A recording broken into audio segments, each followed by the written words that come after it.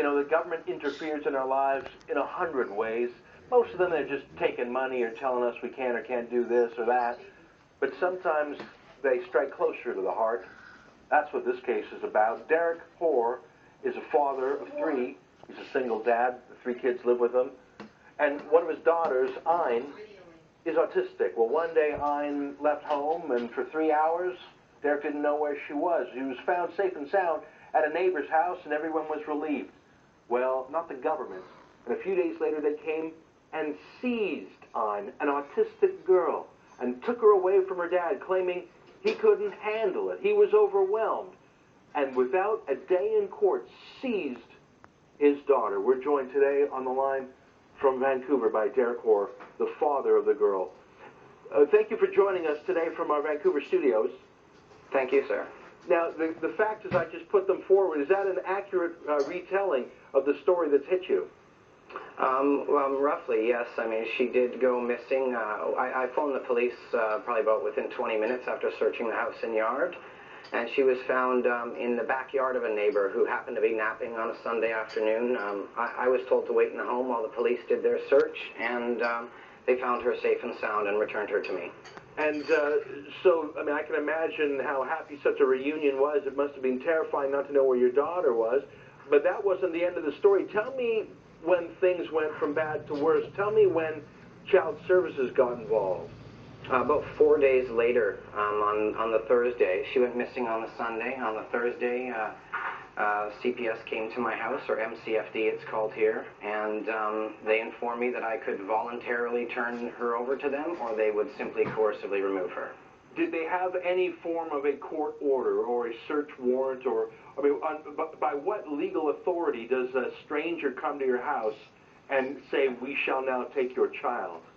Right. I believe they do this under the authority of the director. If I refuse my consent, they do need a court order. You're allowed to go before a judge and refuse your consent. Of course, the judicial process is slow, and I will not have, it'll be months before I can make my case of why she should not have been removed. So did they take your daughter that Thursday? That Thursday from school. From school, so not from home. Correct. And Correct. Did you object to this? Yes, very much. And despite your objection, they took your daughter away? Correct. And you're saying, and when will there be your day in court? When will you have a chance to make your case to get your daughter back? Do you have a date scheduled for that yet? Well, at this point, actually, no, I do not.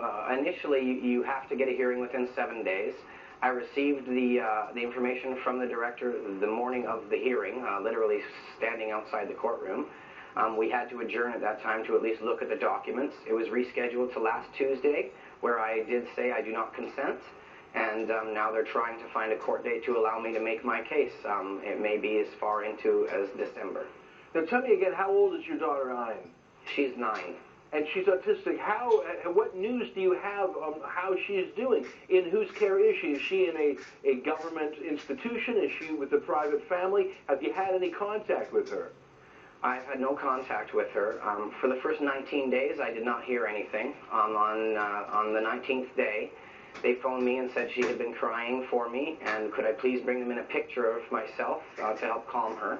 I did do that and spoke with them at that time, and I requested throughout this to get written reports on how Ein is doing. Last night at about 11:15 in the evening, I received my first report.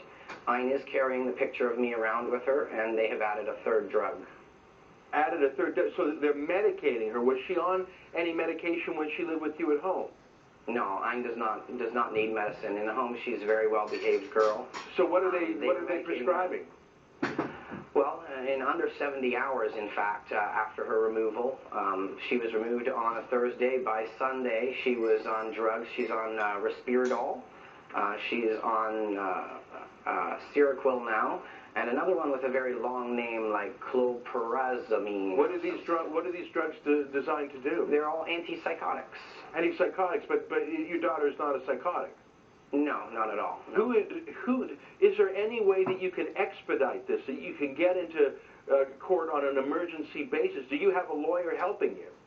I do have a lawyer. There is no way to expedite the judicial process. And of course, as you know, Ezra, due to separation of powers, we don't really want politicians or the media influence the judiciary. However, the ministry itself has the power to return her to me at any time. And through case conferences, or if the director becomes aware that in fact Ayn did not need protection, she could be returned to me today if they so chose. Well, let me ask you this. In your daughter's history, has there ever been a complaint upheld against you? I know I'm asking a personal question, but I'm trying to understand. Oh, no, not at all, yes. Has there been any medical reports showing that she is not being well cared for in any way?